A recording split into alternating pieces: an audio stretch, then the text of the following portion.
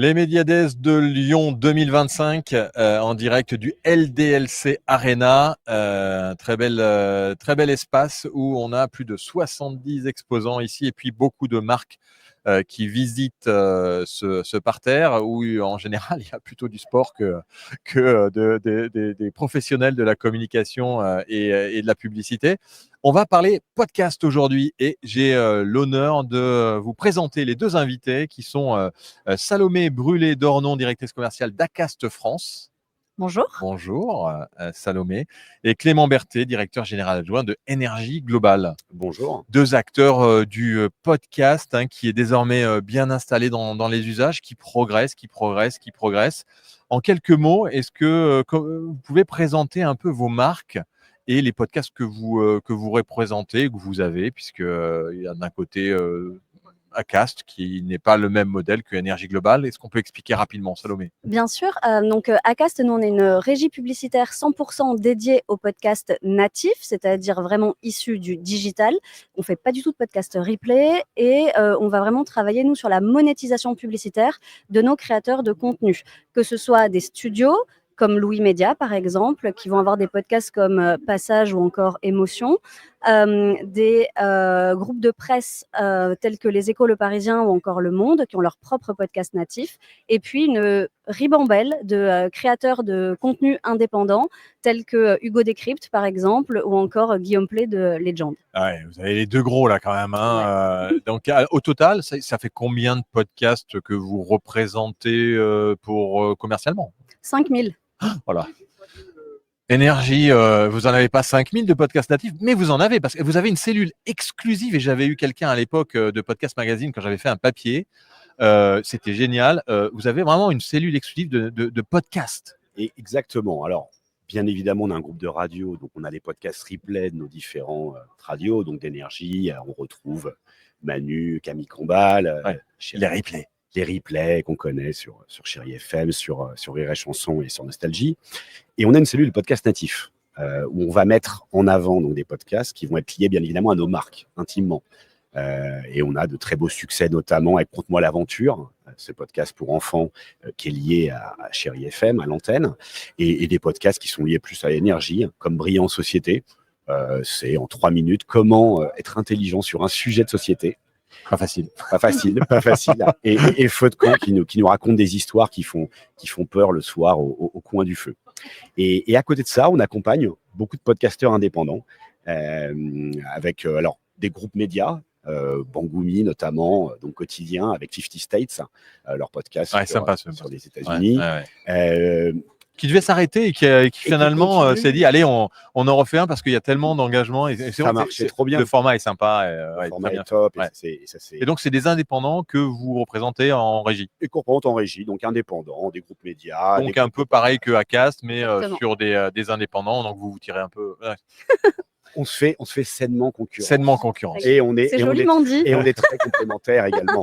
Ouais, vous êtes quand même les deux gros acteurs du podcast et qui allaient dans le natif particulièrement. Avec quand même aussi dans cette cellule une partie marque. On en parlera un peu plus tard, mais vous faites aussi du podcast de marque. Bien sûr. Acast, vous représentez aussi des podcasts de marque qui veulent. Est-ce qu'il y a des podcasts de marque qui veulent vendre de la publicité ? Alors non. Voilà. Non. Nous, on va aider sur on va dire plus sur la gestion des audiences, et sur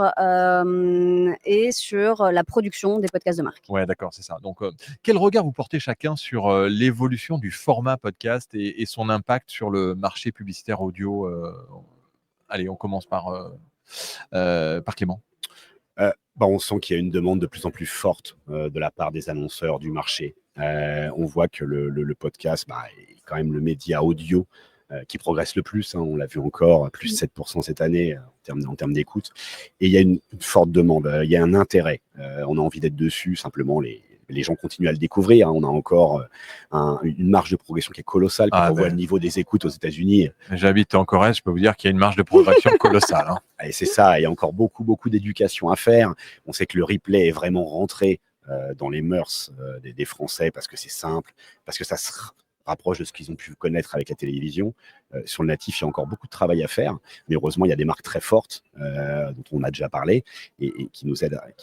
Et là-dessus, le podcast, c'est un formidable, ça ouvre un champ des possibles incroyable. Ouais.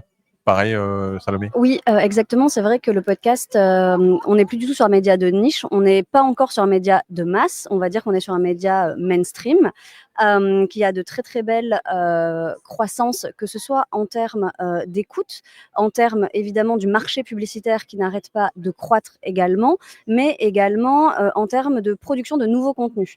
On a aussi de plus en plus de créateurs de contenu qui se mettent, et de médias, qui se mettent au podcast. La revue Historia a lancé son podcast il y a maintenant un peu moins d'un mois, porté par les Échos Le Parisien. On va avoir également, par exemple, Léna Situation qui a relancé son podcast, alors je le dis très mal, mais Coach.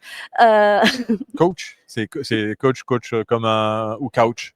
Couch. Ah, c'est couch. Ouais, c'est donc couch. c'est vraiment C'est un canapé. le canapé. Oh, super original.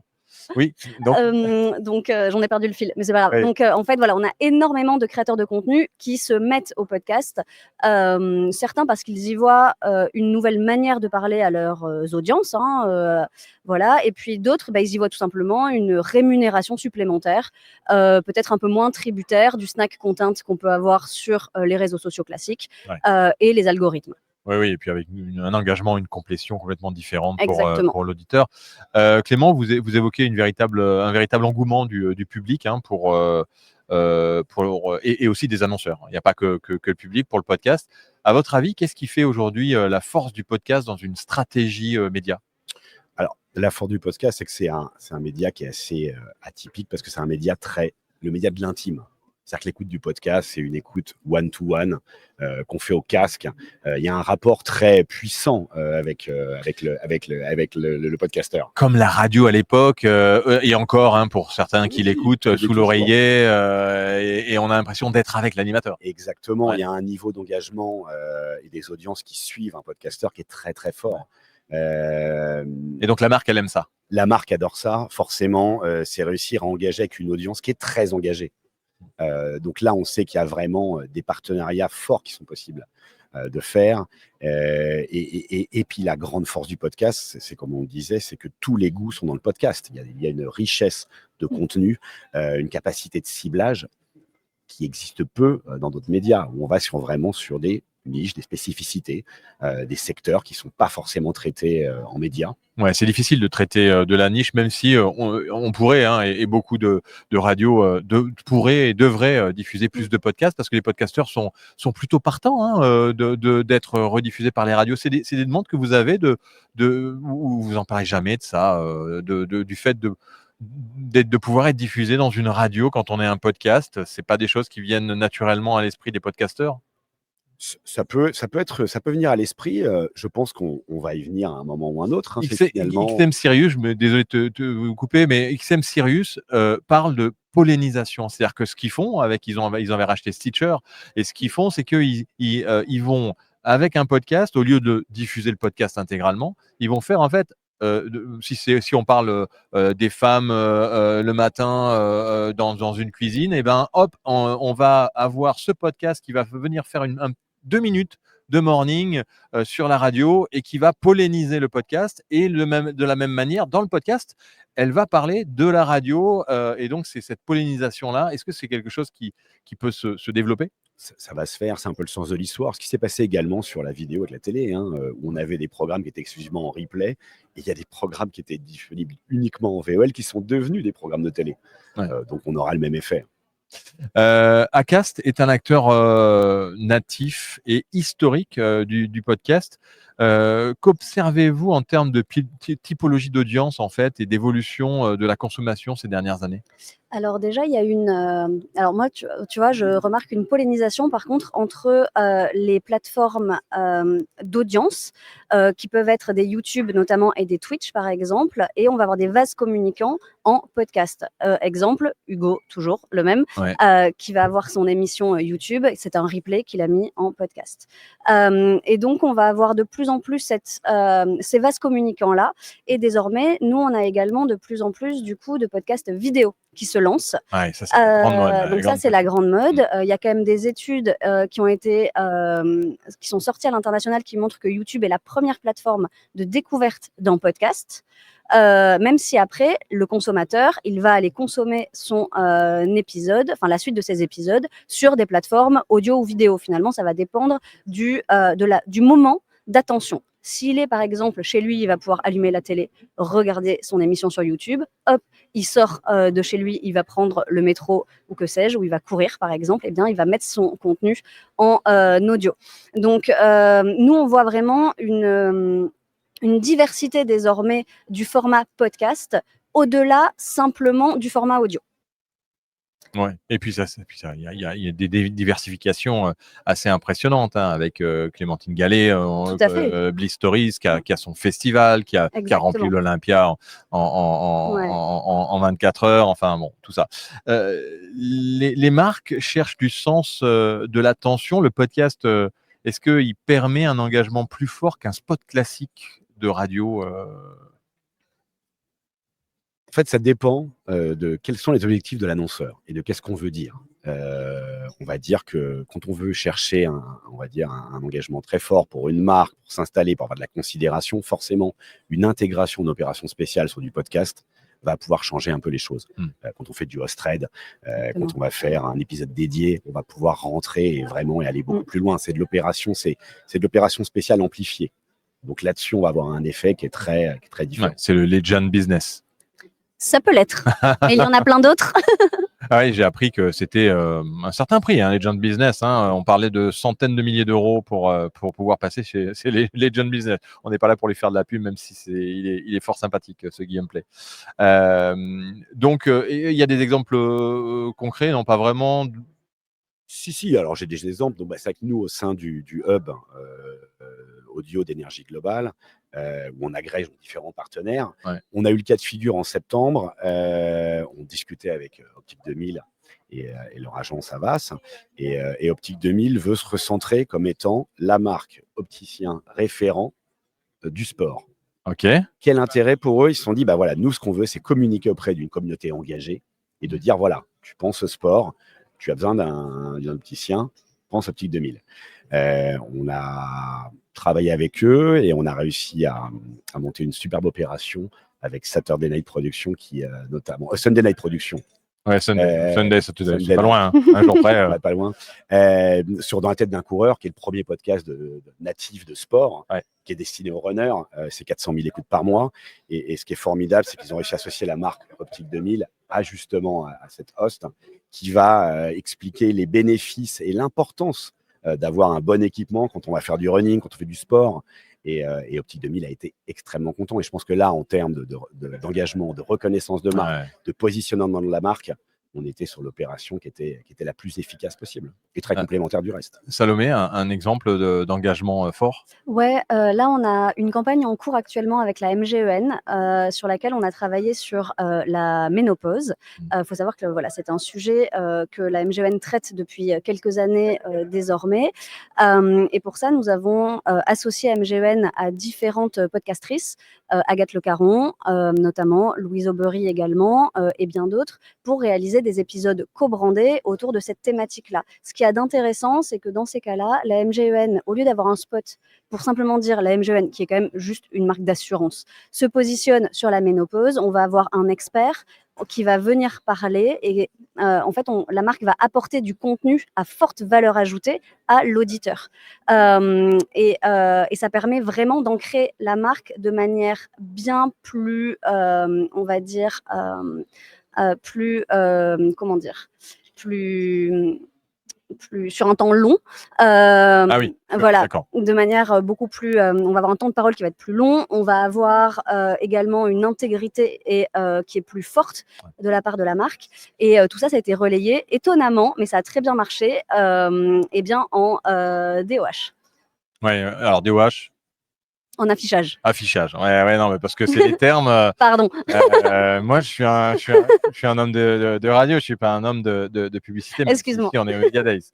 Mais ça, c'est les. Ouais, on va parler de performance. C'est quoi les outils ou les critères aujourd'hui les plus efficaces pour essayer de faire en sorte que ces marques elles puissent maximiser la performance dans les campagnes podcast?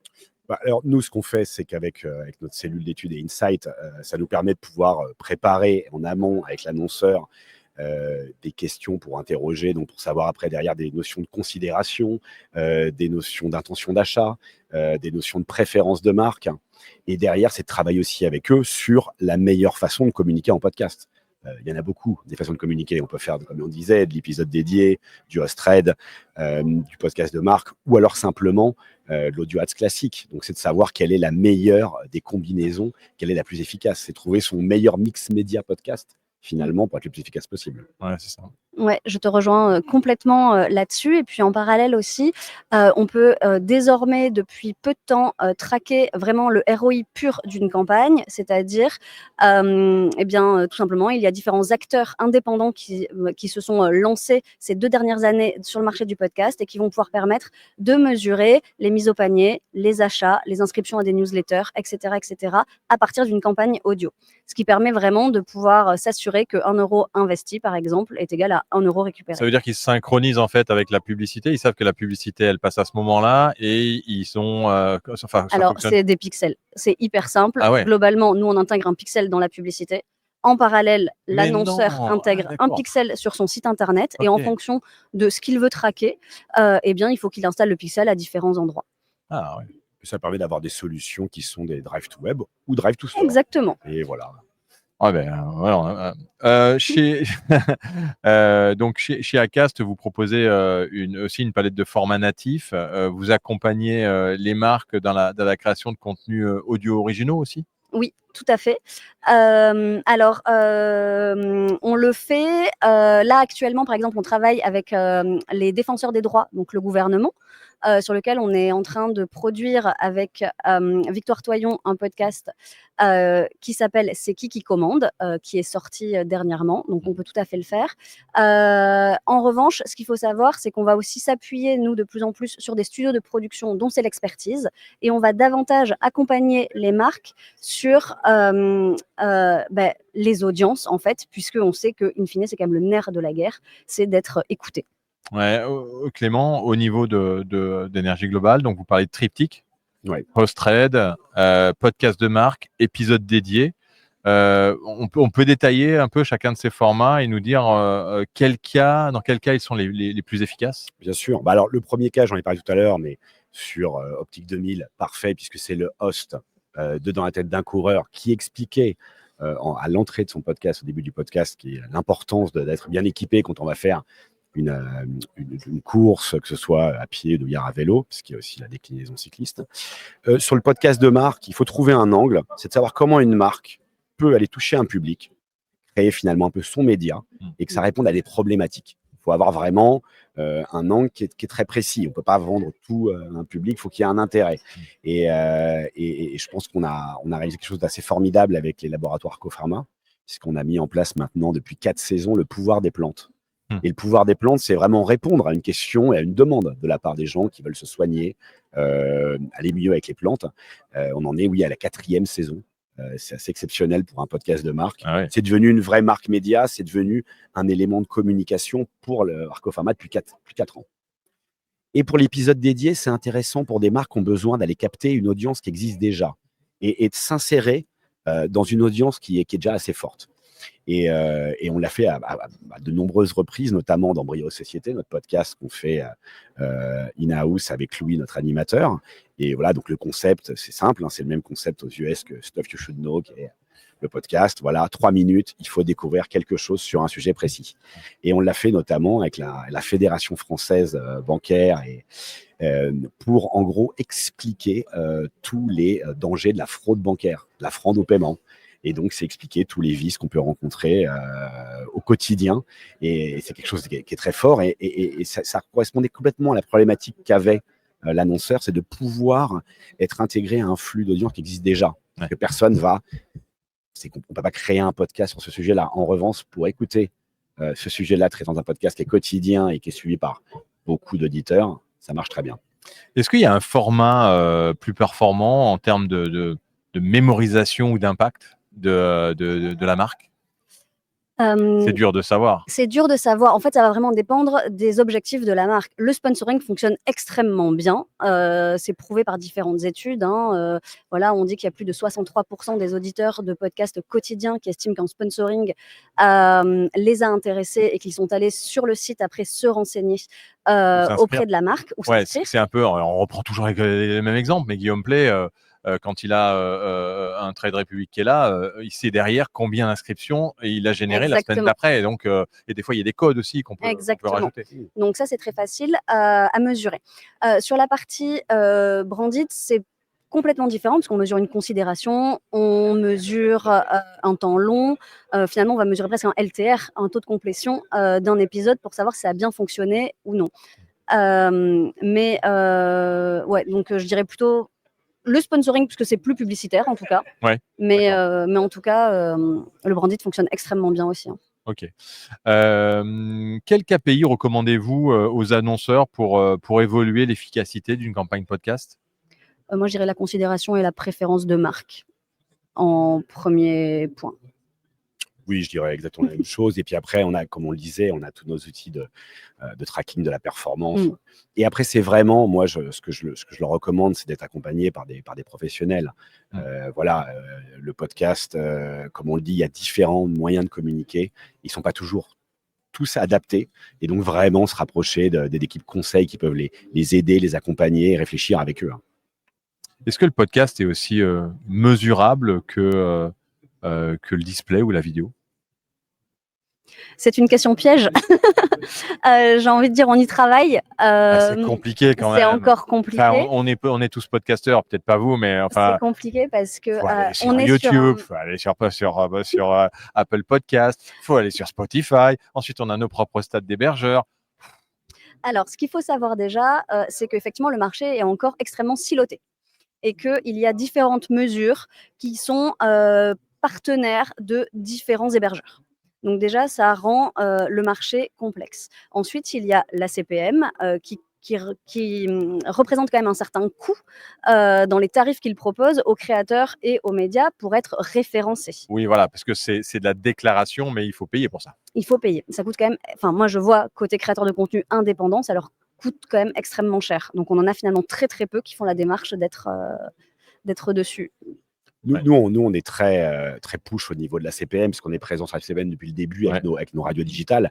Et aujourd'hui, notre hub audio digital est certifié à CPM. Donc, les partenaires qui viennent chez nous auront de facto la certification à CPM. Et je suis très content de savoir que Médiamétrique avait des règles beaucoup moins strictes que la CPM, va s'adapter à ce que fait la CPM. Et aujourd'hui, on commence à avoir une audience qui est très bien mesurée, en tout cas sur la partie audio pure, pas la partie vidéo.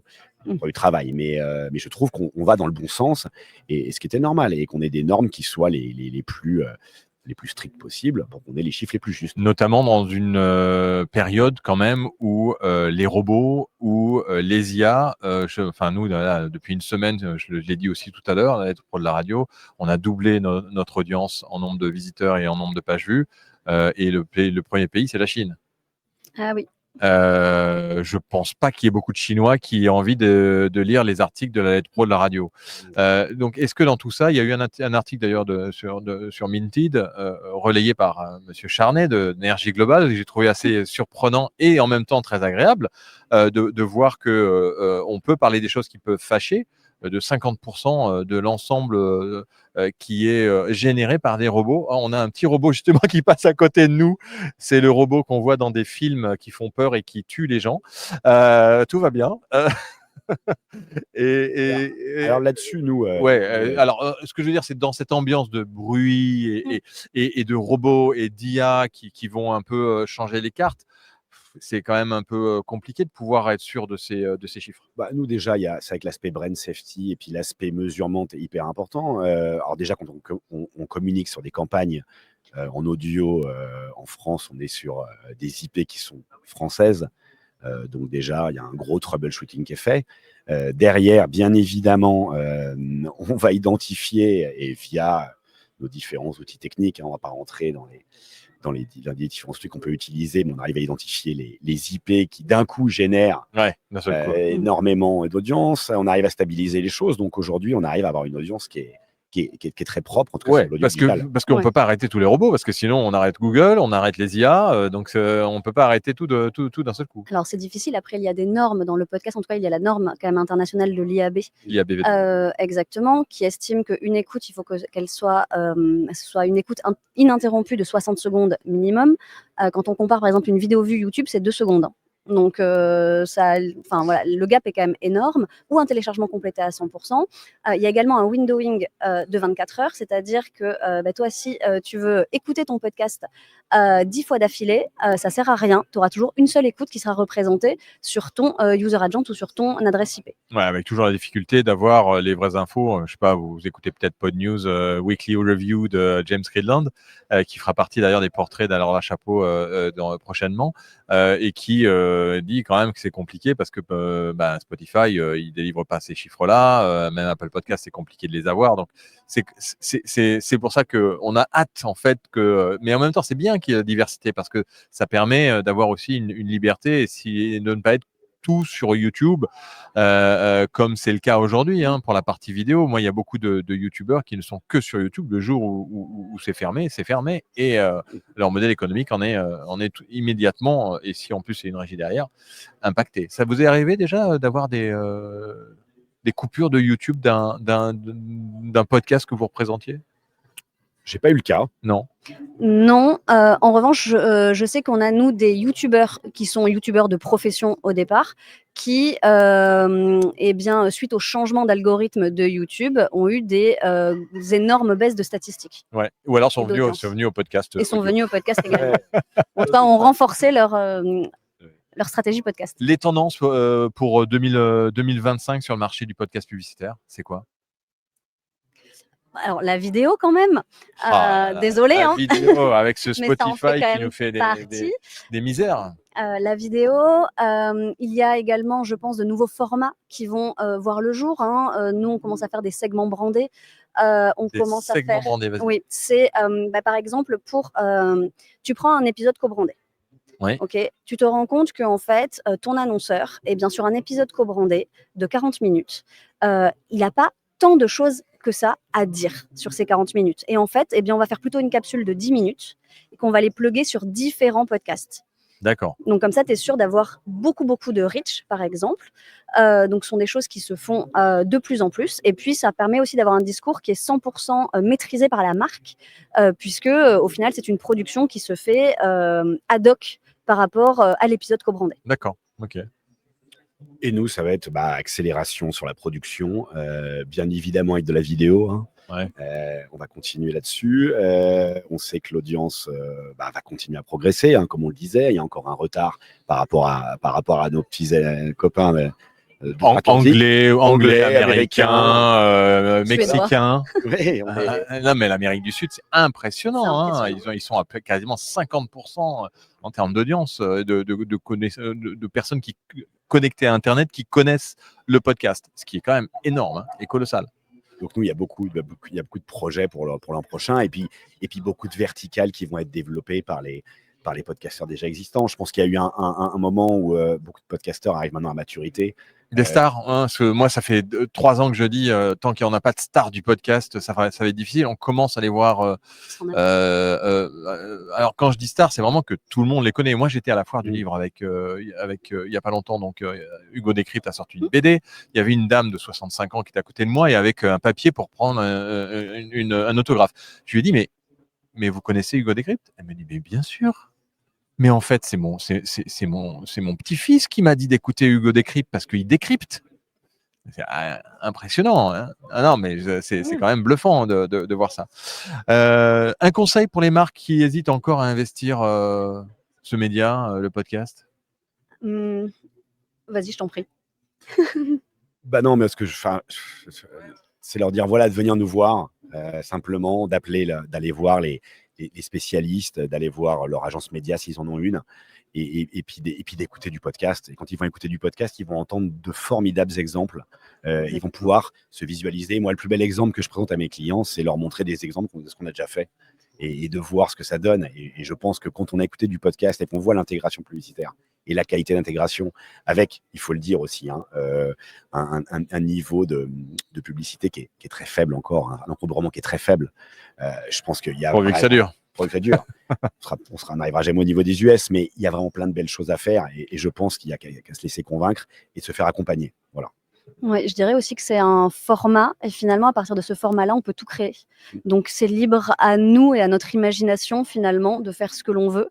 Et il faut juste que les annonceurs, ils viennent tester. Et en général, après, ils sont mordus quand même. Ouais, écoutez. La liberté, c'est ça. C'est d'avoir un ton aussi différent pour parler à la personne qu'on veut s'adresser ou à laquelle on veut s'adresser. C'est différent, le podcast. C'est différent. On vous remercie pour votre présence dans ce bel événement des Mediades qui en est à sa 3e édition, si je ne me trompe pas. Merci pour votre présence. On se retrouve un peu plus tard pour une autre émission avec des professionnels des marques, bien entendu, de la publicité, de la communication. À très bientôt. Bonne journée.